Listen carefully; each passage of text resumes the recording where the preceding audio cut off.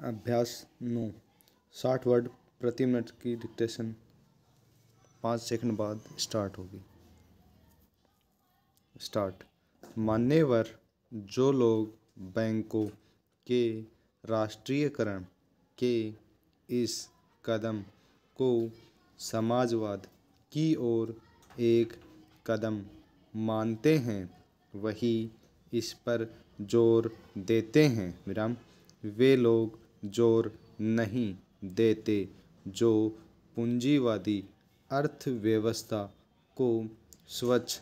करने को उत्सुक हैं विराम परंतु भले ही जिस रूप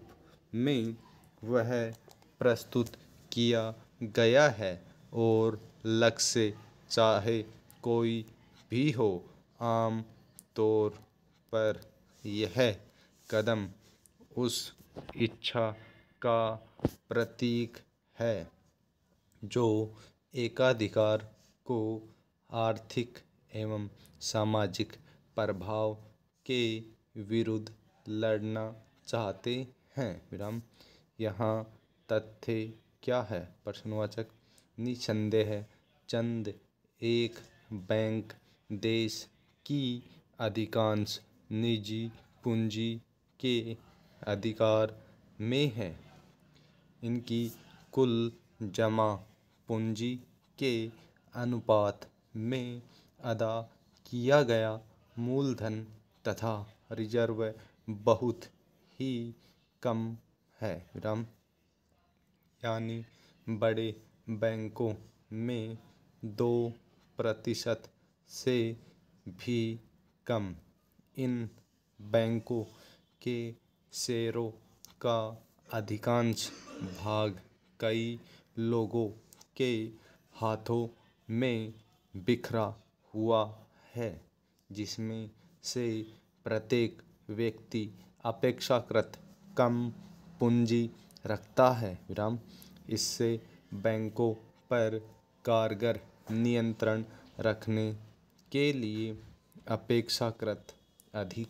शेयर रखने वालों के समूह को सहायता मिलती है विराम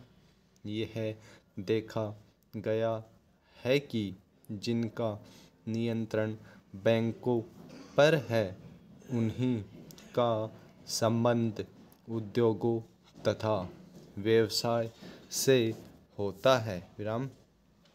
कुछ एक तो इस तरह बड़े व्यवसायी घराने बन बैठते हैं विराम ये घराने फिर बैंकों से बड़े बड़े ऋण ले लेते हैं जो आर्थिक तथा सामाजिक दृष्टि से हितकर नहीं होता विराम जाहिर है कि इस तरह के ऋण कम शेयर मालिकों के व्यापक हितों के विरुद्ध जाता है विराम राष्ट्रीयकरण इस त्रुटि को दूर करने का प्रयास करता है विराम पैराचेंज ये तथ्य ही ऐसे हैं कि जिन्हें चुनौती नहीं दी जा सकती विराम इस पर बहस हो सकती है कि इस त्रुटि को दूर करने के लिए कौन सा तरीका अपनाया जाए विराम सरकार के विचार में इस त्रुटि को तभी दूर किया जा सकता है जब कि सरकार रिजर्व बैंक के हाथ में अधिक नियंत्रण शक्ति हो और इन बैंकों के निदेशकों की समिति में कुछ सदस्य सरकार की ओर से नियुक्त किए गए हों विराम। इसी तरह से अन्य उपाय सरकार द्वारा सुझाए जाते हैं। Full stop.